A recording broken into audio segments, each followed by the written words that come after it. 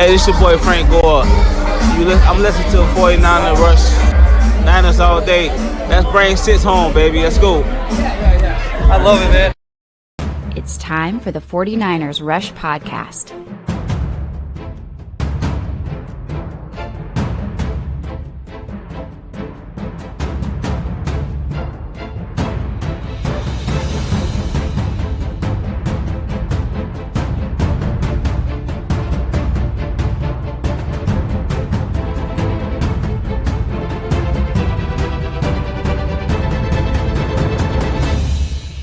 And here's your host, John Chapman. What is going on, faithful? This is awesome. It's Tuesday. My voice is it's bugging, but this has to happen. This is episode 999 of the 49ers Rush podcast and episode number 112 of the John and Wayne show. This is incredible. I'm so glad to be here. Wayne, how are you, my friend? That was that. Wow. What an accolade. It's good to be here. It's good to be back on the John and Wayne show. I felt like we've been apart from each other for too long. Yeah. The week off was good. It was needed. And, you know, we were both putting out content for sure, but it was nice just to kind of take a step back. But here we are. We're back. We're excited. And not only are we back, Wayne, and this is kind of what I want the main part of the show to be today. 49ers getting some good reinforcements. Not one player, not two player, three players, and Chase Young, if you want to put him into that realm. So let's talk about the three players that the 49ers have activated their practice windows off of IR and PUP. Let's take it away, Wayne. Let's talk about these three cats and kind of how you feel about them. Yeah. Walk us through these guys. Let's go through Samuel Womack, right? Former fifth round pick for the 49ers. Fifth round, sixth round, one of them. Either way, he goes back a couple years back. Comes in his rookie year, looks like he can be something dominating. The one thing we learned about Samuel Womack the third, I want to make sure I say their names properly, is the simple fact that this guy has been glued to receiver, right? He's been like glued to the receiver. And not only has he been stuck on the receiver, I think one of the things you get from him is he just has a knack for the football, right? He knows how to punch it out, tip it out, and get the ball. And so he creates turnovers. It's going to be interesting to see with him coming back where they choose to utilize him. John, I don't know about you. I'm a huge fan of Samuel Womack, especially on the outside. I felt like that's where he played very well in Toledo. I know it's hard to work your way up the depth chart on the outside. They tried him in the slot with San Francisco his rookie season. He kind of got used a little bit, like abused a little bit or whatever. But let's see what happens throughout these practices. Let's see if he's even ready to go this upcoming week. But I'm really great and glad to have Samuel Womack back. But let's talk about the fifth round pick this year and Darrell Luter Jr., who is not going to let you get a reception on him. Another outside guy from South Alabama, right? Love the kid. He has a knack for football. Like, the Niners are getting these young football players back, right? They may struggle in scheme. And I just think if they go out there and they play a certain role, I think they're going to be just fine. So you get another cornerback out there. And I will explain to you why I keep slating those guys to the outside. And then you get back an edge rusher from Georgia. His name is Robert Bill Jr., defensive end. You want to know why they drafted this kid in the fifth round? Because of speed. Speed, the need, it kills. And listen, I kept saying we need a speed option out there on the outside. I like what they got in Chase Young. They got a premier pass rusher trading for Chase Young. So now you got two of those guys, him and Nick Bosa. You got a bunch of serviceable guys. And now you got a one-trick pony, in my opinion, when it comes to speed. You get him out there. You could run certain packages. He'll have one job and one job only. It'll be third and longs. Go get me the quarterback. I like them. I like all three. None of them have substantial amounts of time other than Samuel Womack as far as playing time in the NFL. He's the most experienced of the three. But you're getting three guys back that can possibly be a bonus for the San Francisco 49ers, especially on the defense.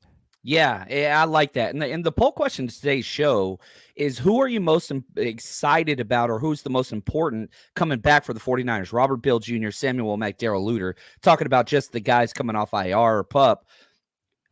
Samuel Womack's in at 82%. That's the one. Darrell Luter Jr. second with 12, and Robert Bill Jr. pulling up, kind of last place with 6%. But I don't know. So Wayne, let's put this to you. Of these three, oh yeah, who's the most important to the 49ers this year? It's got to be Womack, right? Because he's actually he has the experience. He's played. He's been in a defensive system already. He's not a guy you got to kind of work up. Now the question is, where will Wilks use him? The reason why I'm happy with Luter and Womack is the simple fact that these are going to be Wilks guys. As long as Wilks is the defensive coordinator of the 49ers, this is where he specializes. This is who he breeds. He breeds defensive backs. All right. Now, look, I feel like Womack is the guy. I don't know how you feel about this. You're the guru. This is the scenario that I would present to you if I'm, you're the defensive coordinator, and I'm going to say, hey, how about you put Womack on the outside, move your best cornerback to the slot, because look at the teams that we're playing. They're going to put their best wide receiver in the slot. And at the end of the day, I trust Deommodore Lenoir covering guys in the slot than I do anybody else on this team. Then you can always use Isaiah Oliver. I know that's your guy. You can, not you, but I know that's your guy. You can always utilize him if they kind of put Ingram in the slot. That's a good matchup. Yeah, I agree with you on Womack, and that's the most votes for sure. Special teams is so damn important. Huge. He immediately he was my special teams player of the year last year. I know everybody talked DFF and Odom, but we break down every snap over on the 49ersrush.com. It was Samuel Womack. Like, that was just what it was. So him coming back just shores up all special teams and just removes more questions with how can the 49ers let games get away. Womack kind of protects that. Now, defensively, I don't like Womack. The 49ers don't like Womack in the slot. Jimmy Ward let that slip in his Richard. Not even let it slip. Ward just said, they told me they don't want Womack playing in the slot because he's not physical enough, and they don't like that, which is weird because he's so physical on special teams, but nickel's a weird spot. It's a weird spot. I don't expect him. And Wayne, I want to ask you this. I think the three starting cornerbacks for this week against Jacksonville are going to be the same three. Agreed. I don't expect Womack to go out there and take the nickel or the outside job and kick Demo in right off the bat. Agreed. But if we're talking adjustment, and I'm not going to say let's say you're right. Let's say I agree with you 100%. Oliver starts at the nickel. And then you got your two outside guys who are very good. They've been very good all season long, right? I agree. If it ain't broke, don't fix it. But the question is, let's look at Jacksonville. I know this is not that show. Let's look at the three wideouts. Let's look at Zay Jones. Let's look at Christian Kirk. Let's look at Evan Ingram, which is the tight end wideout. And then their number one, who I always forget his freaking name. Zay Jones. They got not Zay.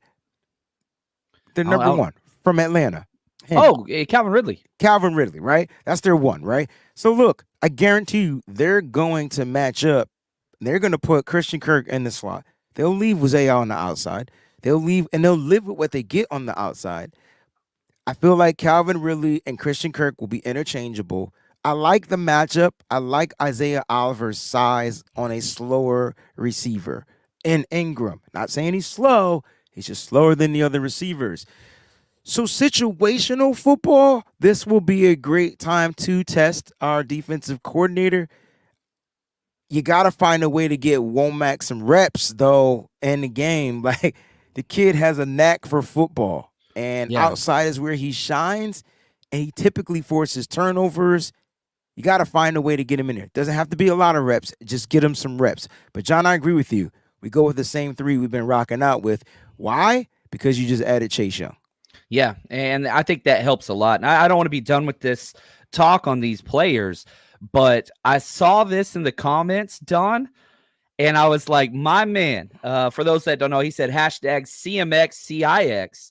That's Latin, Roman numerals for $9.99. So we got an educated man, in the words of Doc Holliday. Yep, he's an educated man. Now I'm sure I hate him. Just joking, Don. You're the best. I love Tombstone. But yeah, this is show 999. Our 1000th show is going to be later today, this afternoon. Assuming my voice holds up, we're giving away an autographed Debo Samuel jersey. We're giving away a year-long membership, compliments of one of our own Patreon supporters for the 49ersrush.com. So that's going to be later today, this afternoon. Not quite sure the time. Depends on the voice.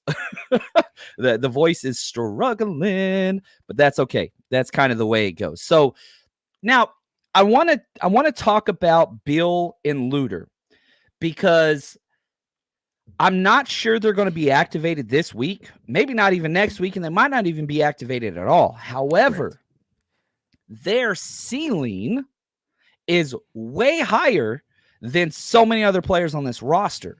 And the 49ers have always chosen to redshirt rookies, at least once we got competitive, which we are now. But man, I just struggle if Robert Bill Jr. is healthy and can just do 5 speed rushes a game and be on special teams. Don't you think that's more valuable than what Drake Jackson's bringing so far? Yeah, because I mean, like, and you ask yourself, all right, what is Drake Jackson's value and his role now that we've added and beefed up and gotten better in the rush 4, which is what I'm going to start calling him, right? And so then when you do that, like, where does Drake Jackson roll? Now, Beal has to have really good practices, but he does have he has a unique set of skills, and he has speed. So do you take Liam speed? Neeson, baby? Yes. Do you value speed over athleticism, Yes. or bend or whatever, right? And yeah, like you should. Will our defensive coordinator do that though? That's the question, because he's kind of like Kyle Shanahan is to the offense. Like, he's kind of loyal to his guys. Now, I'm telling you, if this kid Bill is practicing well, he's healthy, and he is catching the attention of these coaches, you have to find a way to utilize him and get him on this active roster, because he could be a difference maker. Yeah, I think so too. And again, this was another question real quick. The Notorious GAV said, is that giveaway open to the people of the UK? Yes, it is. All you got to do is hashtag CC. If you want multiple entries, you could go to our Instagram, 49ers Rush Podcast, subscribe there, like our giveaway post that we did, or go to Twitter at JL_Chapman, subscribe there, like and retweet our post there. You got 3 ways to enter. So, and yes, UK people, I will pay the shipping every damn time. The UK faithful, love those dudes. Faithful from afar are the absolute best. Now, my man Trainwreck, who is one of the best supporters out there, does great work. And I think one of the biggest issues, it's something I've said many times on this show, Wayne, is I hate all of the D-line stunts. And I was asked by him, man, could you break this down a little bit? He said, I've heard you say multiple times you'd like it if Wilkes would stop stunting. Can you go through with your coaching experience more in depth about what that means, pros and cons of stunting, slants, twists, all that stuff? What is the difference there? So all of this ties into Robert Bill Jr., in my opinion, Wayne, and I want you to jump in on this too.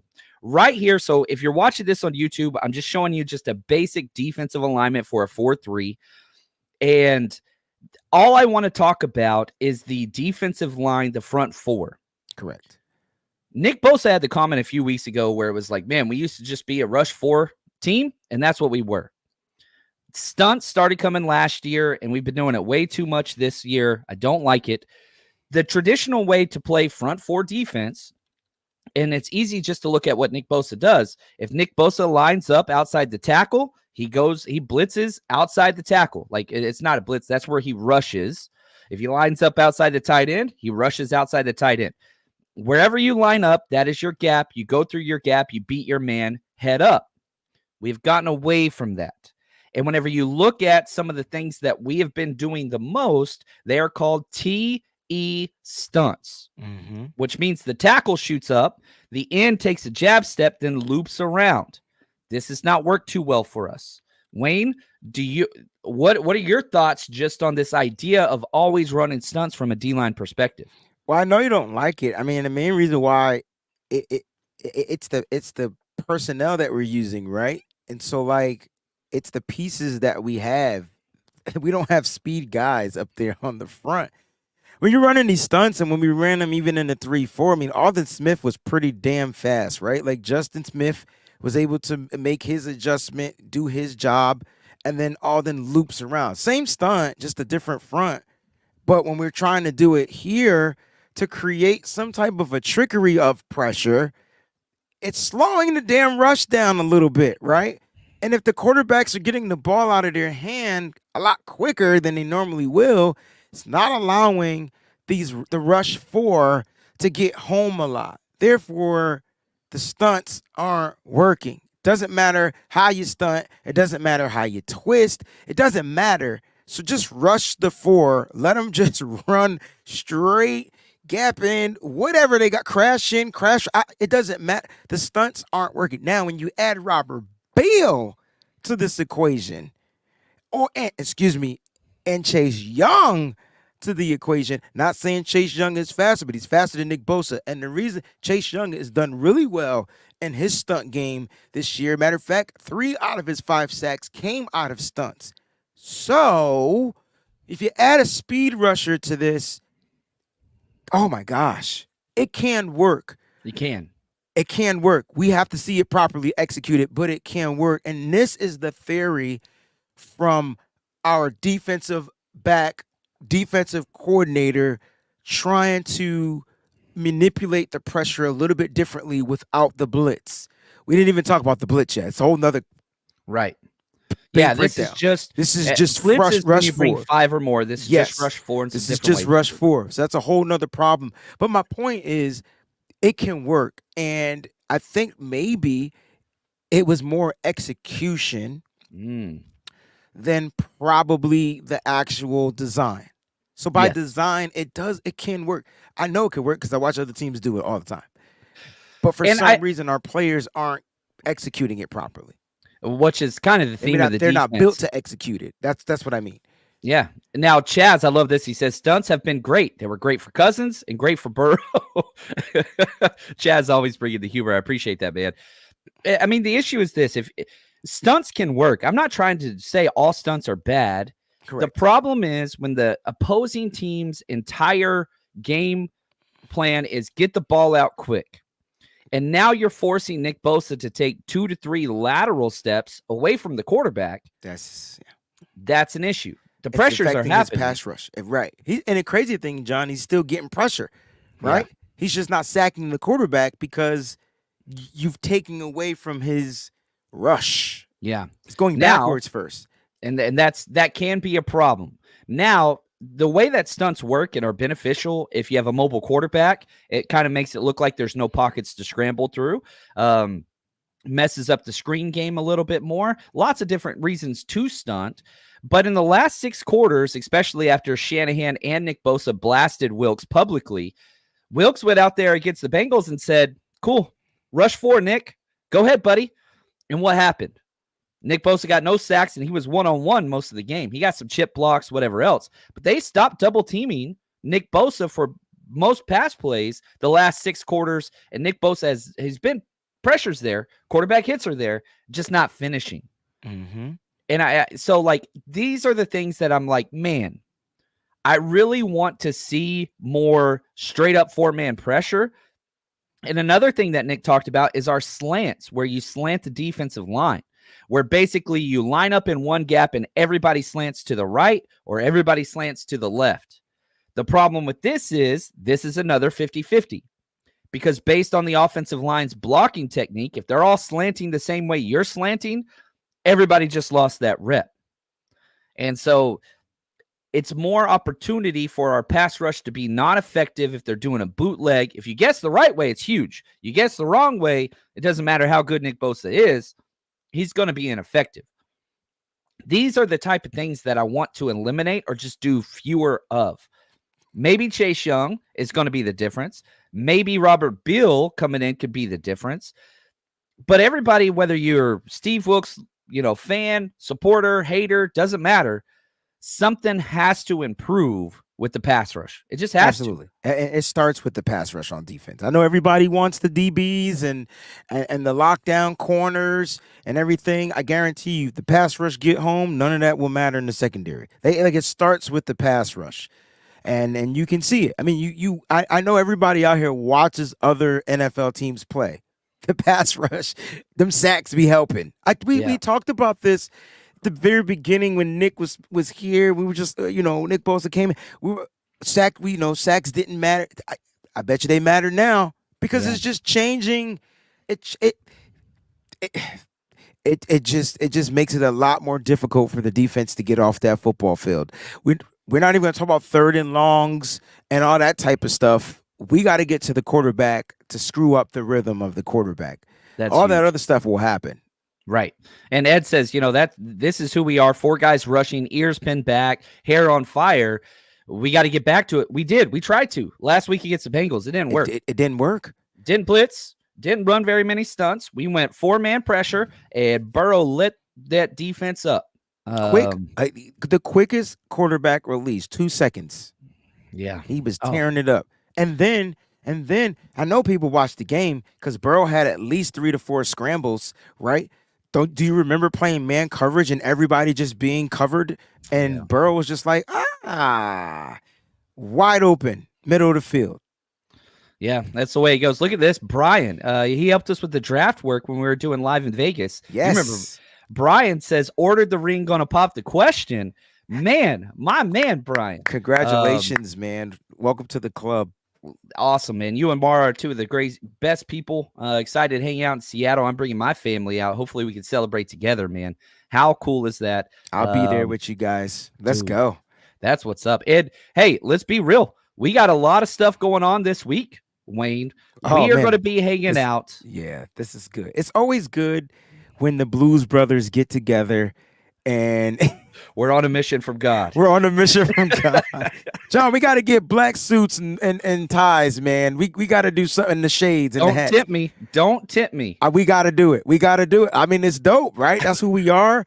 When we get together, it's like Luigi and Mario, man. I'm telling you, it's a fun experience. John, take us away, man.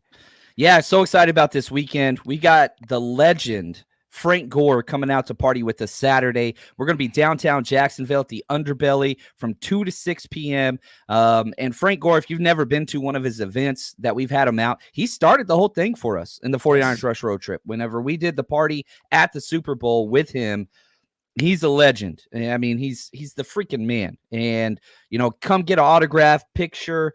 If you're trying to make your kiddos fans of the team, this is how you do it. This is it.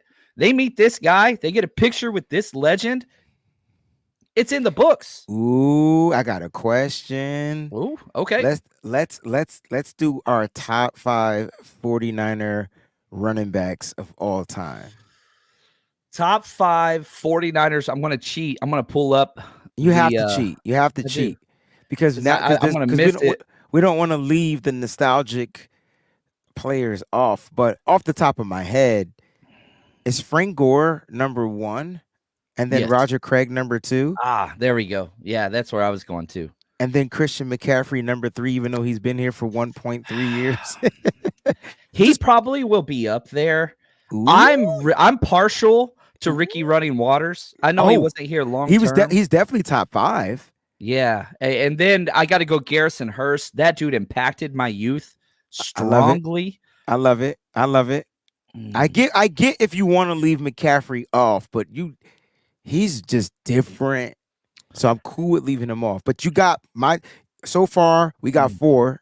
Let's go with one more if we're gonna leave McCaffrey off. Can I go a fullback?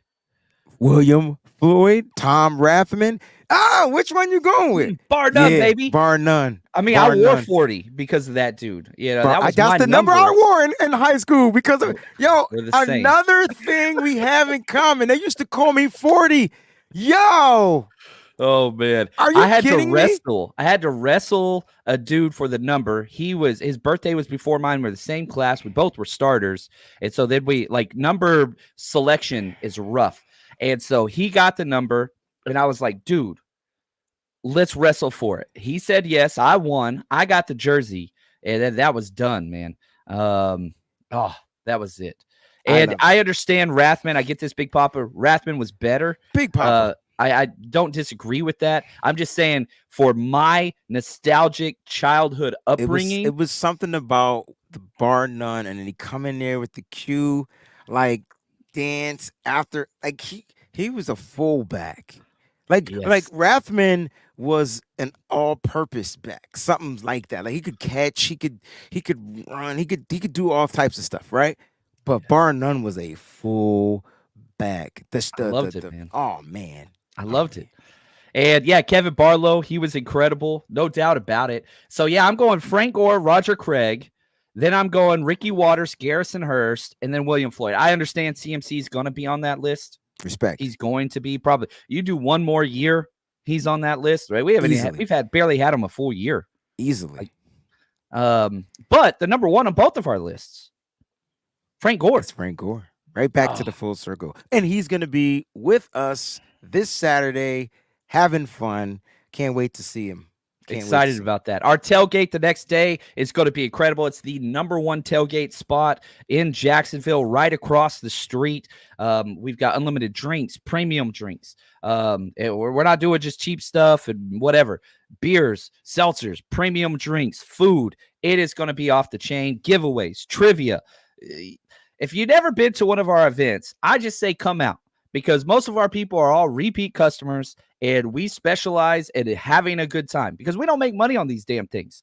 That's not what we do. We try to break even, and if we make money, we spend it on a player and have a good time. So come on out, 49ersrushroadtrip.com.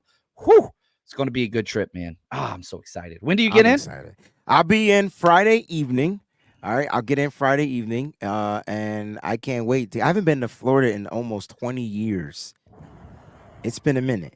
Ooh, I don't even know where Jacksonville is in Florida. But yeah, is it country part of Florida? Is like a country vibe, or is it? Jacksonville's two places. It's huge. There's the downtown area, then there's the beach area. I belong in the downtown area. That's Duval. where I belong. I mean, it's a whole different. It's the New Jersey of the South, is what I always say. Okay, say less. Understood. I speak your language. See, it's dirty. I got you. I just wanted to make sure. Shout out to everybody from New Jersey, y'all. But y'all know we don't call y'all the bricks for nothing. It's the bricks for nothing. I love it. All right, let's go to Chase Young. Sticking with this pass rush, everything. There have been people out there that have said this dude doesn't work super hard, unmotivated, does his own thing. Wayne, you're a film watcher. I'm a film watcher. What are your thoughts on somebody that would say, not saying I'm saying this, but these have been some of the things out there that he kind of does his own thing and doesn't work super hard? What do you say? Who are we talking about? Chase Young. Really?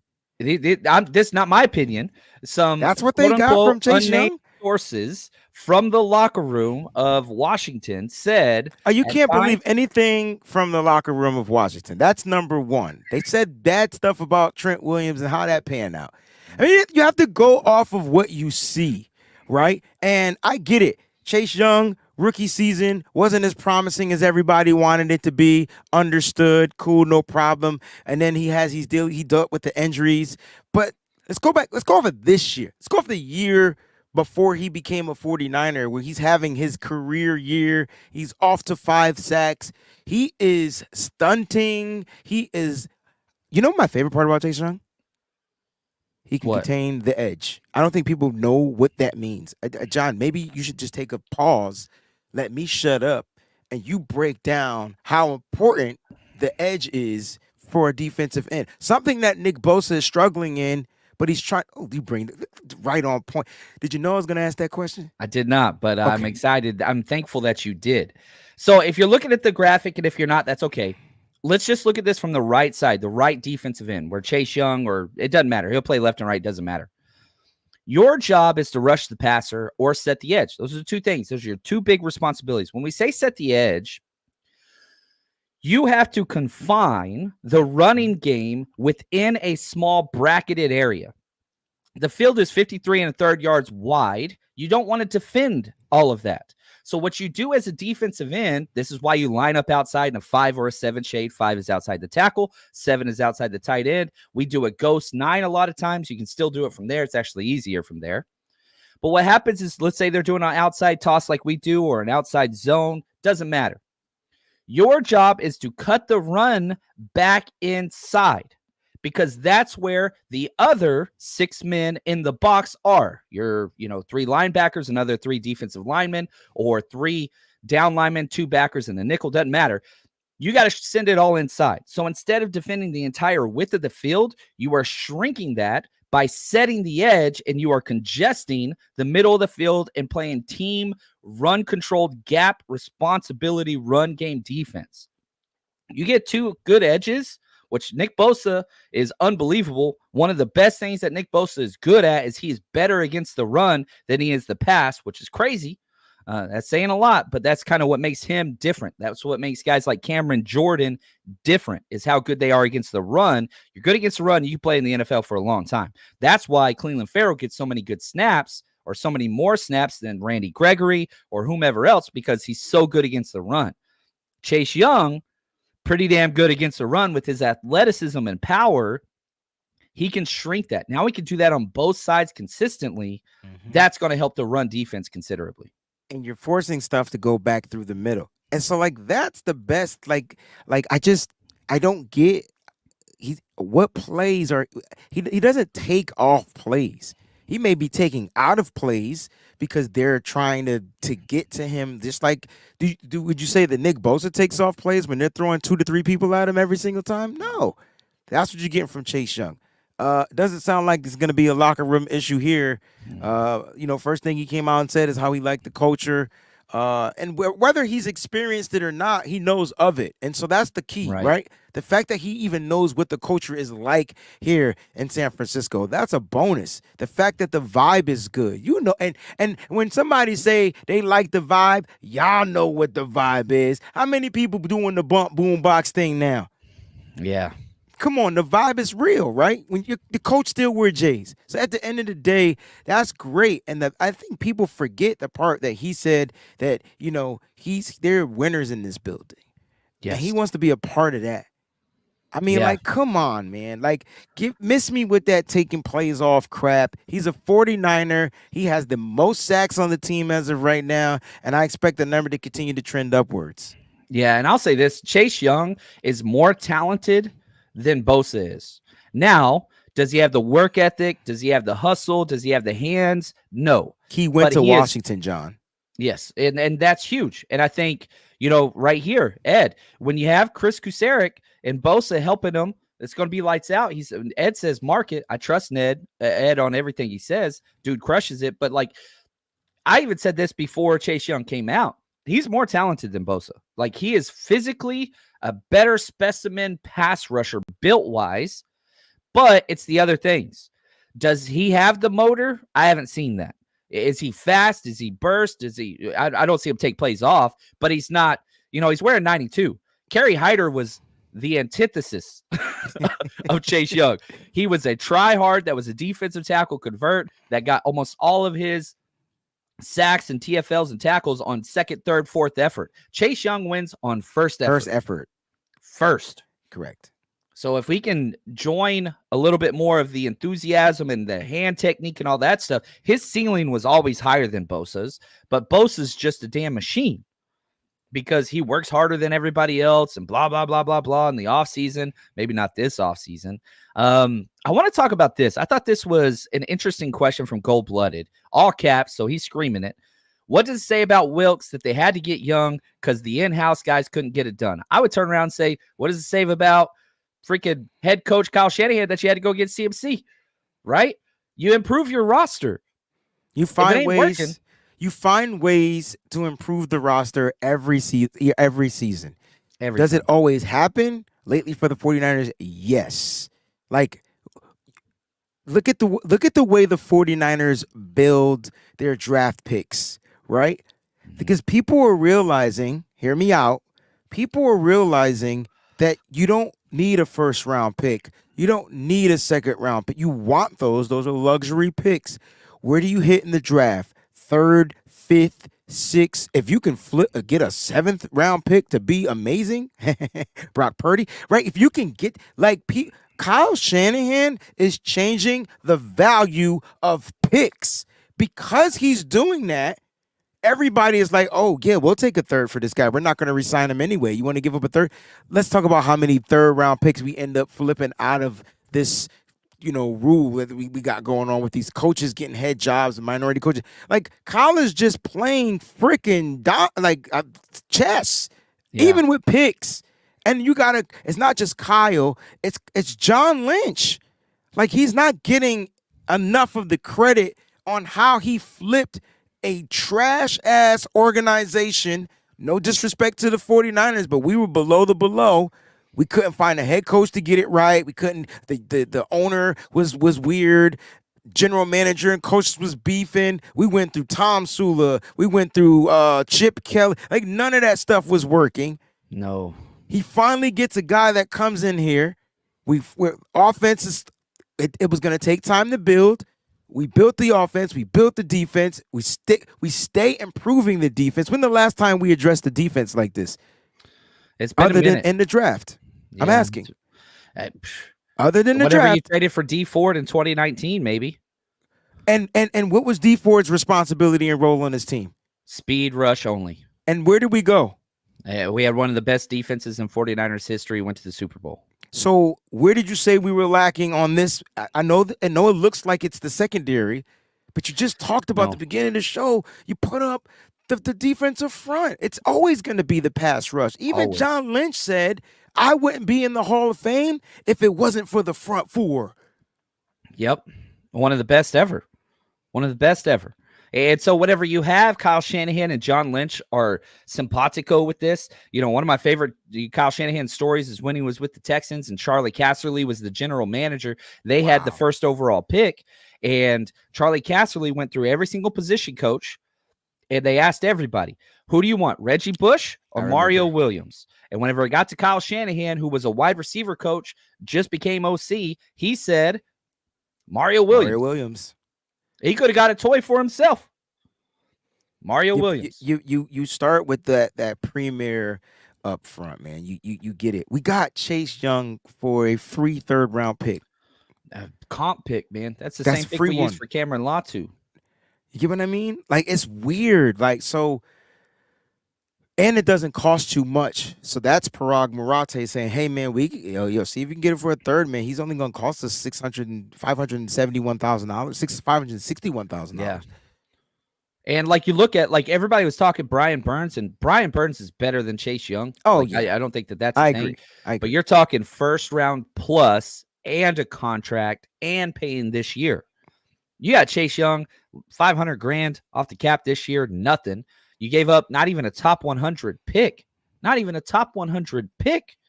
Cost you nothing next year, and if you don't sign him, guess what? You get a pick back. Genius, man. Genius. Right here, Roberto Davis, thanks for the super chat. Has the proliferation of Kyle's offense changed defenses? Can Kyle make a counter move? We will see if Kyle can adjust. My biggest thing, and I think that, I'm going to play this clip till the cows come home, and it's a quick one. It's George Kittle.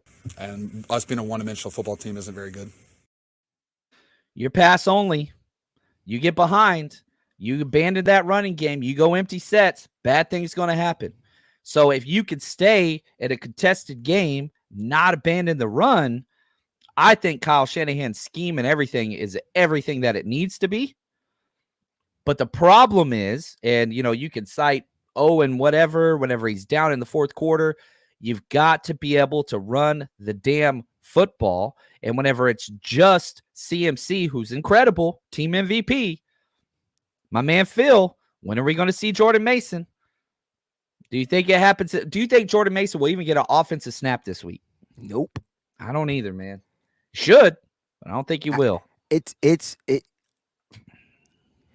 not a shot at him, but he has to prove that he's better in all facets of the running back world.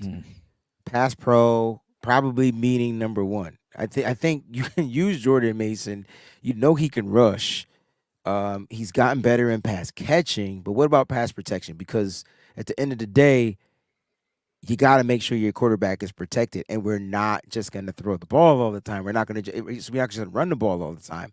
So you can't just put them out there on rundowns and say, "Hey, man, go out there and run it." The defense is going to be like, 24's in the game. They're running it. Like, you know what I mean? If you check out of it to go to a pass, 24 has to know who to pick up, and I think that's a part of the learning curve with Kyle Shanahan's offense. A bunch of variables doing stuff that shouldn't be doing stuff, but because it's Kyle's mind, that's the issue. It's not the fact that he can average 6 yards a carry. That's not it. That's not how Kyle is operating. Kyle wants to operate off of manipulation.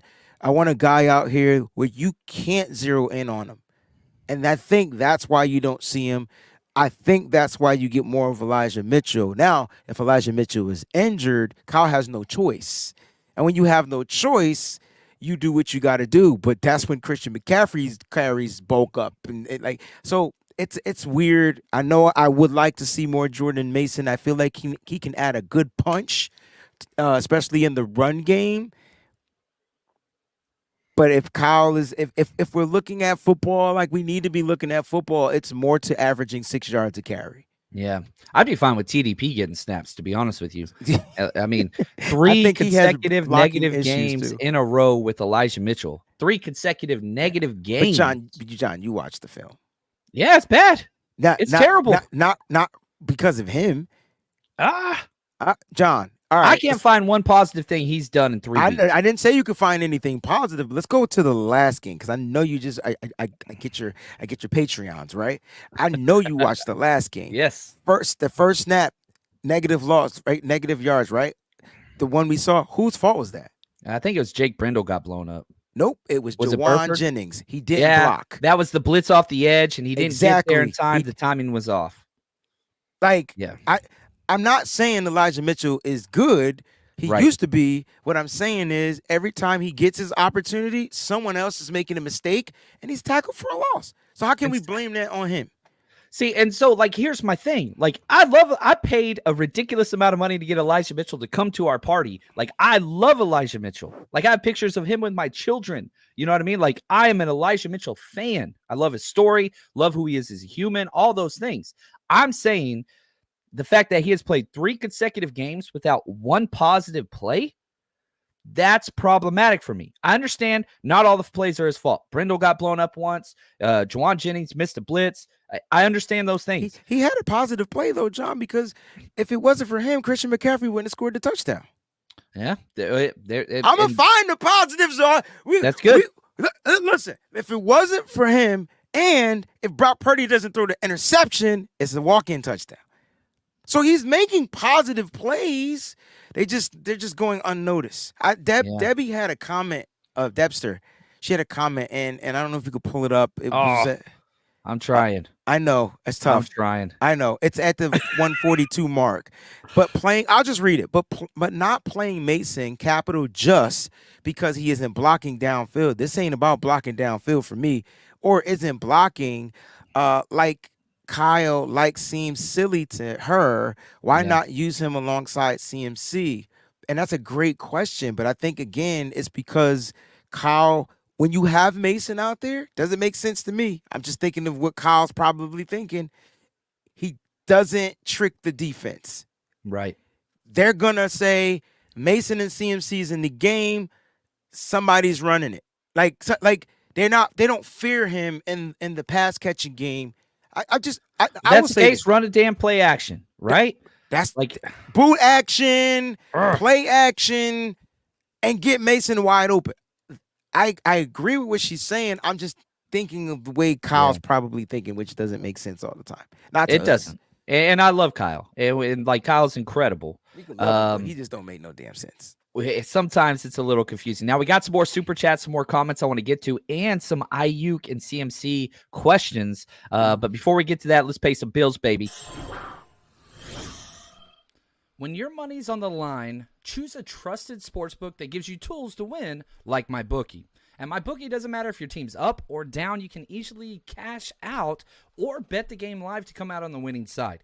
Use MyBookie for daily odds boost, same game parlays, I like teasers, and take advantage of the huge prize pool contest. Plus, MyBookie currently has a no strings attached cash bonus that lets you deposit, withdraw quick. Carries a one-time rollover. Can't find that anywhere else.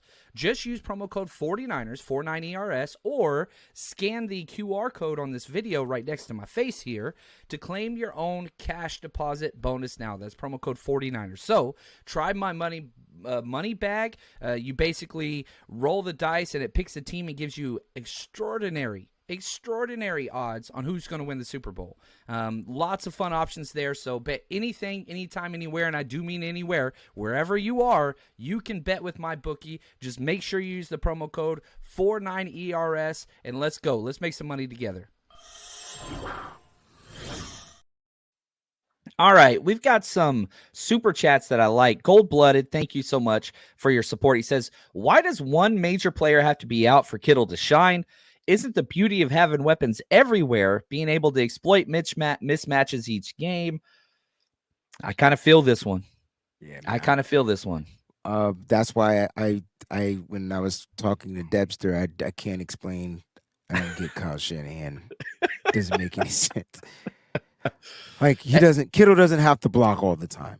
He could chip block and then go out for a pass and be wide open and get you 5 to 7 to 9 to 11 to 15 to 17 to 21. He doesn't he doesn't like to be tackled. So yeah, off of a chip, he can get. The thing that frustrates me the most about the 49ers offense, which never has to look bad, ever. It doesn't ever have to look bad, is the fact that they can have a check down with just about any weapon on this team, and they just only use Christian McCaffrey as a check down. Like, I'm trying to figure out why. Why nothing to George Kittle? Why nothing to these guys? I don't get it. I don't. Yeah. Johnny, what's up, man? We got two legends. We got Jason Hurley from 49erscap.com and Johnny Dale from the Smartest Guy channel in the land. He says, Mitchell's been off the field so much, it's hard to get going. I get that. Has Jordan Mason ever been on the field so much to get going? He has only had limited snaps and has only always been profitable and beneficial and efficient. That's my thing there. But I love Elijah Mitchell. I'm not saying he shouldn't be out there. I don't know what's happening in practice. Are the play calls different though? Because why does Jordan Mason get the dives and the runs up the middle and the slashes and all that, and then you run crazy? It's because of what Mitchell can do if the outside blocking works or if the right. It's just different. Not sticking up for Mitchell. He's got to be better. You get an opportunity, you got to take advantage of it. When Mason gets his opportunities, he takes advantage of it. He gets you positive plays. I can't answer the questions though. Yeah, I the same. I'm stuck. And people talking about blocking, like I get that, but like Elijah Mitchell had one play run blocking. That's it. No plays pass blocking. That's you mean it. in the last game or just period? Yeah, in the last game. Oh, okay. You go, CMC had one play pass blocking the previous game. He had one game pass blocking that, like, there's ways around that. So it's not just, oh, well, you don't block, so therefore. No. There was one play Jordan Mason missed the block and almost got Brock Purdy killed. Yes. Yeah. And so that's doghouse, though. Maybe it is. And for Kyle, that's what it is. But it's like, really, CMC had one play pass blocking. Elijah Mitchell's got 0. Why can't you do that for Jordan Mason? That's my question. So it's a rebuttal to those things. I'm not saying he's a great pass blocker. I'm saying you don't use these running backs to pass block at all. So what's the issue there? Now, Roger A. had an email to me this week, and I want to break this down. Everyone has been talking about how this is the greatest offense and the best weapons ever and high power and blah, blah, blah, 30 points in a game, 5 times in a row, all those things. But now it seems like everything's just carried by CMC. And it's CMC only. Yeah, I know Debo's hurt, but like, if it's such a good team, can it be dependent upon one player and be successful? These are some of my main concerns as well that Roger says. So, like, are we too dependent upon CMC? It seemed like it over the past 3 weeks, but it's like yes and no. And the reason why I say yes and no is because CMC got going. The first 2 games, he ends up fumbling. Everybody's happy until the fumble. He still comes back. He scores right after the fumble. This is so funny. And then they stop using CMC. It's weird. If you're gonna use CMC, just fucking use him. He's unstoppable. Yeah, I'm with you there. That's why it's weird to answer this question, Because yes, the answer is we have a plethora of weapons. That's all we promoted at the beginning of the season. The Niners got options to buy. They got options, plenty of them. Yeah. And But Debo's out, but it's not. We still have plenty of options. But what if it's something about Debo making Change. everything flow? I don't know what it is. Even in the game, he was a decoy. That week against the Giants or whatever it was, Yeah, I forgot which everything week it kept was. going still. It still kept moving. It was when he was hurt and out of the game. Kyle just couldn't figure it out. Like Kyle couldn't adjust. He couldn't adapt. He didn't have the right players to do the same game plan. So you come back out, right? Against where did he get hurt in the Minnesota game? Or CMC? No. Debo got hurt in the game before Minnesota. That was the Browns. Cleveland, right? Yeah. Right. Him, So Trent, and CMC, all of right. the same game. But in the Minnesota game, all right, no Debo, we should be good. Now you can plan for it, right? Now you can plan your game without Debo. I think the defense is just there was an earlier statement that was made. I think the defenses have figured it out. You know, Christian McCaffrey is the guy. Cool, because Brandon Aiyuk feasted in the Cincinnati game, but for some reason we can't. I don't know. The offense just doesn't flow without Debo. It's weird. Yeah, and I'll say this: like, I love Brandon Aiyuk, and I think he's incredible. I think that it kind of showed he's not the guy. He can't be the guy over this 3-week stretch. You look at the Browns game. I know. I thought he was. I know, but I think he's a complimentary piece. Wait a minute. Okay, let me say my thoughts, and then you tell me where I'm wrong. Because I love Brandon Aiyuk. I give away more Brandon Aiyuk jerseys. You know this. I love Brandon Aiyuk. I love him. And he's my son's. He's turned into my son's favorite player. He's got a Nick Bosa jersey, but at the games, he's always watching Aiyuk because he's just wide open all the time. You go to the Browns game, right? CMC's out. Debo's out. Trent, out and in, whatever else. This is the time for him to shine. 3 big drops and 3 big moments. But did get the biggest play of the game and gave the team the chance to win late, missed the field goal, whatever else. But I don't consider that a great game. 3 drops is not good. One of them got called back as a penalty. Vikings game comes out, lights it up first half. Second half, 0 catches. It was a 1-possession game. 0 catches. They took him out of the game. Then you go to the Bengals game, which he was good. Another big drop. And Kittle had more catches, more yards, and more targets. Like, it's not like he went off. He had a good game, but he wasn't the guy. And I thought that he, on this 49ers offense, you got so many weapons.